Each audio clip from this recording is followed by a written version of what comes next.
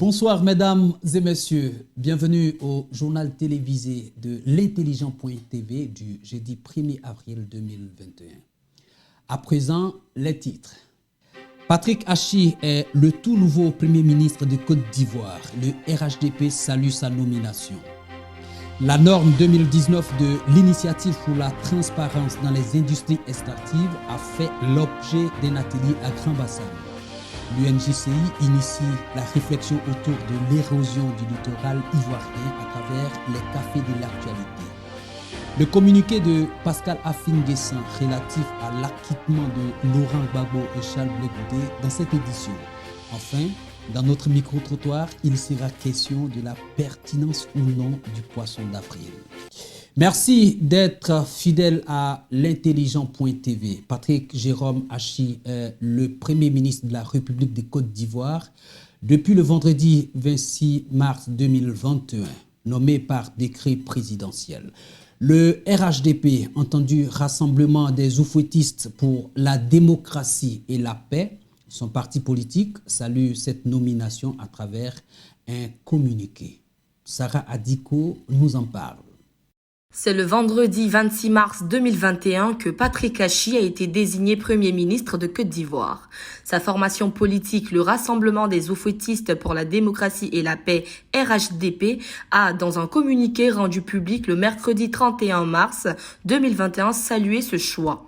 Selon le RHDP, cette nomination couronne un parcours professionnel exemplaire aux côtés du président de la République, Alassane Ouattara. En effet, au cours de ces dernières années, dans les différentes fonctions qu'il a eu à occuper, le Premier ministre Patrick Hachi s'est illustré comme un cadre compétent, dévoué, efficace et loyal, stipule le communiqué. Le RHDP a assuré le Premier ministre de son soutien et lui a souhaité plein succès dans ses nouvelles fonctions. Il a aussi traduit sa gratitude au président de la République pour, a-t-il dit, la promotion de ce haut cadre qui fait sa fierté. Grand Bassam a abrité l'atelier sur la norme 2019 de l'initiative sur la transparence dans les industries extractives. Reportage Jean-Hubert Kofo. Le samedi 27 mars 2021, le Conseil national de l'initiative pour la transparence dans les industries extractives, CNITE, a achevé son atelier de 5 jours à Grand Bassam. Un atelier qui était à l'intention de ses nouveaux membres et des différents points focaux.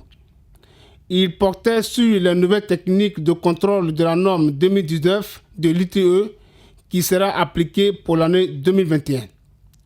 À la fin de l'atelier, Memba Antoine, président du Conseil national ITE, a dit sa satisfaction devant la qualité des échanges.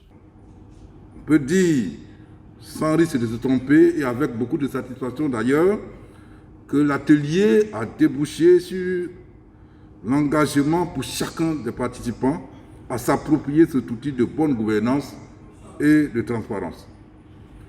Aussi, me suis-je laissé convaincre qu'au sortir de cet atelier, vous êtes désormais mieux outillés, chers participants, non seulement par rapport à la connaissance générale de la norme ITE 2019, mais aussi et surtout par rapport aux dispositions à mettre en œuvre conformément aux exigences ITE dans l'organisation des activités de vos différentes structures. Ainsi, vous contribuez tous, autant que vous êtes, et incontestablement, à l'intégration de l'ITE dans les systèmes gouvernementaux, comme le recommande la norme ITE 2019. Les membres du Conseil national ITE ont été renouvelés à 70% en août 2019. Il a été question de renforcer leur capacité à proposer des réformes pouvant aider la Côte d'Ivoire à rendre son processus de commercialisation des produits extractifs suffisamment transparent afin de réussir sa validation prévue le 4 avril 2022. L'atelier a enregistré la participation de l'ensemble des parties prenantes à l'ITE. Certains se sont arrêtés à notre micro au terme de l'atelier. L'atelier réalisé est un secteur assez technique, le secteur minier, pétrolier et gazier. Et parler d'initiative de transparence, c'est aussi connaître, c'est mieux connaître les instruments de transparence.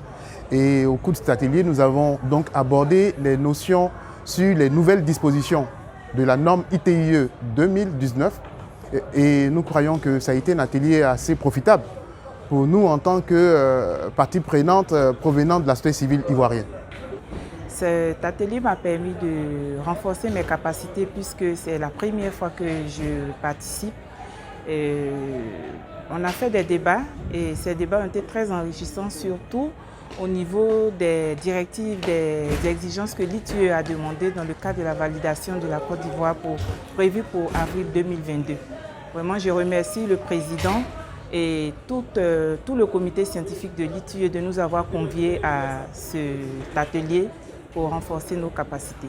Cet atelier, pour nous, en tant qu'acteurs du secteur des petites mines, c'est-à-dire le secteur artisanal et semi-industrie, nous retenons que cet atelier a été quand même d'un apport très enrichissant, dans la mesure où tout ce qui ressort des actes concernant la traçabilité, concernant la transparence sur le mode d'action et même, je dirais, le mode de financement des activités minières, pour nous, c'est quand même, je dirais, des activités qui permettraient de pouvoir mettre en exergue, voilà, auprès de nos adhérents, surtout, et de prendre en compte toutes ces problématiques-là.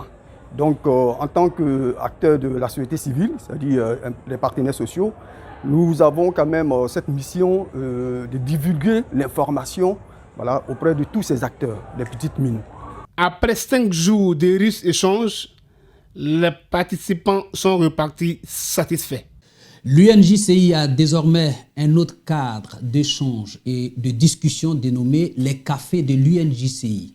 Un débat sur l'érosion du littoral ivoirien a été au cœur du lancement de cette nouvelle tribune. Reportage. Le littoral ivoirien, long de 566 km et couvrant 7% de la superficie du territoire national, est menacé par l'érosion côtière. Pour freiner ce phénomène, la Côte d'Ivoire bénéficie depuis 2018, comme 5 autres pays africains, à savoir le Bénin, la Mauritanie, Sao Tomé et Principe, le Sénégal et le Togo, du programme de gestion du littoral ouest africain West Africa Coastal Areas Management Program, WACA, financé par la Banque mondiale à hauteur de 33 millions de dollars américains, soit environ 15,8 milliards de francs. Ce programme vise la résilience des zones côtières ouest africaines, WACA RESIP. À l'occasion des échanges avec les journalistes à travers les cafés de l'actualité, le mardi 30 mars 2021, à la Maison de la Presse, le coordonnateur du programme en Côte d'Ivoire, Ochou Abbé Delphin, a expliqué l'ampleur de l'érosion côtière. L'érosion côtière, depuis près de 3 décennies, est amplifiée au niveau donc de nos côtes en Afrique de l'Ouest et en particulier aussi en Côte d'Ivoire. Donc en fait, il s'agit d'un phénomène où la mer, par phénomène hydro-sédimentaire, essaie de gagner de la place sur la terre. Ce qui fait que quand vous avez une habitation juste pas trop loin de la côte, eh bien cette habitation est appelée à disparaître. Si vous avez une plantation, cette plantation est appelée à disparaître. Et nous avons beaucoup donc d'exemples au niveau de la Côte d'Ivoire. Représentant le ministre de l'Environnement et du Développement durable, son directeur de cabinet Kwa Blanc-François a expliqué au cours de cette rencontre les actions de son ministère pour faire face à l'érosion côtière. D'abord, le ministère a initié le projet. Le ministère a adhéré à toutes les conventions internationales qui s'occupent des questions de l'environnement, des questions du changement climatique et surtout les questions de l'érosion côtière. Et c'est dans cet esprit-là que le WACA a été mis sur pied. Et comme le responsable de la coordination, le coordinateur du projet l'a dit, c'est un projet sous-régional, mais la Côte d'Ivoire a des spécificités et nous pensons pouvoir agir sur notre côte pour préserver toute la grande machine économique qui se trouve être heureusement ou malheureusement sur cette partie de notre territoire. En plus de la zone pilote Grand Laou, le programme Waka interviendra dans les villes de San Pedro, Abidjan-Port-Boué, Grand-Bassam et Assini. Il permettra entre autres l'élaboration d'un plan d'aménagement et de gestion intégré du littoral Pagil, la construction d'ouvrages de protection des côtes, la réalisation de travaux de stabilisation du cordon sableux, le reboisement des mangroves. Le programme prendra fin en 2023. Initiateur de cette nouvelle tribune, le président de l'UNJCI, Jean-Claude Koulibaly, a indiqué qu'il s'agit de permettre tous les 2 mois aux journalistes d'apprendre davantage. Laurent Gbagbo et Charles Blé Goudé sont acquittés définitivement. Acquittés par la CPI, Cour pénale internationale depuis hier, Pascal Afin-Guessan, actuel président du FPI, a publié un communiqué. Christian Assé. Mercredi 31 mars 2021, le procès en appel de la CPI, Cour pénale internationale, a connu un dénouement heureux pour Laurent Gbagbo et Charles Blé Goudé, qui sont désormais définitivement acquittés. Le FPI, Front populaire ivoirien, par l'intermédiaire de son président Pascal Afin-Guessan, a fait un communiqué dont notre rédaction a eu copie. Le président du FPI s'en réjouit tout en qualifiant cette décision de, je cite, « triomphe du droit sur toute autre considération ». Il remercie par la même occasion toutes celles et tous ceux qui ont contribué à faire éclater la vérité, a-t-il écrit. Afin-Guessan ajoute que cela ne doit pas faire oublier ces 10 années de leur vie injustement sacrifiées, tant de souffrances inutiles pour eux-mêmes, pour leurs familles et pour leurs partisans. Par ailleurs, l'ex-premier ministre du désormais ex-détenu de La Haye forme le vœu que les autorités ivoiriennes fassent de leur retour un temps fort de cette réconciliation nationale dont la Côte d'Ivoire a tellement besoin. Pascal Afin-Guessan, président actuel du FPI, fut premier ministre de Laurent Gbagbo de 2000 à 2002. Depuis plusieurs années, il n'est pas en odeur de sainteté avec l'autre branche du FPI, les Gbagbo ou rien en abrégé, GOR. Est-ce nécessaire de faire un poisson d'avril? Quel poisson d'avril pouvez-vous faire à votre entourage? Ce sont les questions de notre micro-trottoir du jour. Est-ce qu'il est nécessaire de faire un poisson d'avril selon moi? Bon, je pourrais dire dans un premier temps, non, pas vraiment nécessaire. Dans la mesure où des gens sont beaucoup absorbés par des préoccupations, on va dire financières, d'autres préoccupations. Ce qui fait que, bon, venir faire un poisson d'avril dans ce genre de moment-là, je ne pense pas que ça ait sa place. En revanche, je pourrais aussi dire que, bon, par moment, ça peut avoir sa place, dans la mesure où ça peut détendre, mais quand ça reste, en tout cas dans la limite, en tout cas de la plaisanterie, de la convivialité. Mais il y a des poissons d'avril qui vont au-delà de ce qu'on imagine. Et là, je pense que non. Bon, dans le cas de la détente, je pourrais par exemple, une fois à la maison, par exemple, dire à mon épouse que voilà, j'ai un cadeau pour elle dans la chambre, qu'elle aille voir si ça lui plaît. Voilà, si ça ne lui plaît pas, elle me retourne le cadeau. Donc quand elle va, finalement, elle découvre qu'il n'y avait rien. En ce moment, je peux lui dire que c'était un poisson d'avril. Bon, voilà, ça c'est juste convivial, puis bon, voilà, c'est bon enfant. Mais le poisson d'avril du genre, voilà, il y a telle personne qui est à l'hôpital, vraiment c'est grave. Habille-toi rapidement, on va aller rendre visite à cette personne. Et puis bon, la personne s'habille, on s'apprête à partir, et puis on dit c'est un poisson d'avril. Bon, je ne pense pas que ça puisse cadrer avec un moment de détente. Mais je vais dire, si on reste dans la limite de la convivialité, de la détente, ça peut passer. Voilà. Oui, parce que bon, nous sommes nés, on a trouvé cette tradition-là. Et moi, je pense que le poisson d'avril aussi permet à certaines personnes de s'épanouir. Voilà. Lorsqu'on fait une blague à quelqu'un, peut-être, on ne sait pas, il peut être dans une situation un peu douloureuse, mais avec le poisson d'avril, ça peut lui remonter le moral. Mais il y a des poissons d'avril aussi qui ne sont pas de bon goût. Voilà. Mais dans tous les cas, moi, je pense que c'est une bonne chose, voilà. Ça permet à nous jeunes souvent de faire des blagues et tout. C'est juste un seul mois dans l'année, puis après, bon, voilà quoi. Bon, faire croire à mon meilleur ami que sa copine le trompe par exemple, avec les preuves. Mais il faut que je m'asseye et je réfléchisse un peu à comment élaborer ce plan. C'est nécessaire de faire un poisson d'avril, parce que c'est important. Poisson d'avril, ça sauve tout le monde. Parce que, un peu de quand même, ta femme t'a quitté, tu l'appelles, elle ne vient pas, vous avez au moins 2 enfants. Mais quand tu vas lui dire que l'enfant est gravement malade, là, même à minuit, elle va venir, elle va dormir avec toi. Ce que tu veux là, tu peux gagner ça. Donc c'est nécessaire. Voilà. Mensonge là, ça sauve quand même, hein. Même ça sauve même les politiciens. Donc, quand même, nous les autres mieux là. Pourquoi ça ne peut pas nous sauver? Donc ça me fait plaisir. C'est nécessaire de faire un poisson d'avril. Voilà. Demain là, je vais dire aux Zoua. Parce qu'aux Zoua là, en tout cas, on était ici avec moi. Quitté au village, on est venu à Ancré là. Je l'ai nourri comme ça. Comme elle est devenue claire comme ça, jolie. Elle était noire, mais je ne sais pas quelle pour moi elle a pris. Elle est devenue claire. Donc, je veux qu'elle est venue, on a 3 enfants. Donc, je vais lui dire que, mon ami, un peu de quand même, hein. Je vais lui dire que son enfant même là, Audrey ne se porte pas bien. Quand elle va venir demain là, moi je vais faire mon 2 coups. Voilà.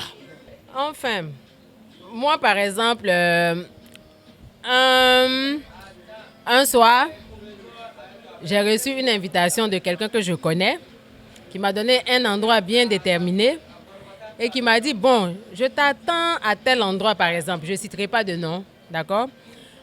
Et il m'a donné l'heure. Je me suis rendue là-bas. Il m'a dit, par exemple, 22h30. Je me suis rendue au lieu de rendez-vous. Mais je vous assure que jusqu'à aujourd'hui, là, et je vous parle de peut-être 2009, jusqu'à aujourd'hui, le monsieur ne s'est pas pointé. Je suis restée là comme une conne. Et on était quoi, le 28 mars, 29 mars. Après, je me suis dit, est-ce que ce n'est pas un poisson d'avril que ce monsieur-là m'a fait? Je me suis retrouvée là, toute plantée. Un coup, pas. Voilà la pluie. Il a commencé à pleuvoir. J'ai été toute trempée. Je suis rentrée à la maison. Tout le monde s'est moqué de moi. Donc, moi, je pense que le poisson d'avril est quand même nécessaire par moment.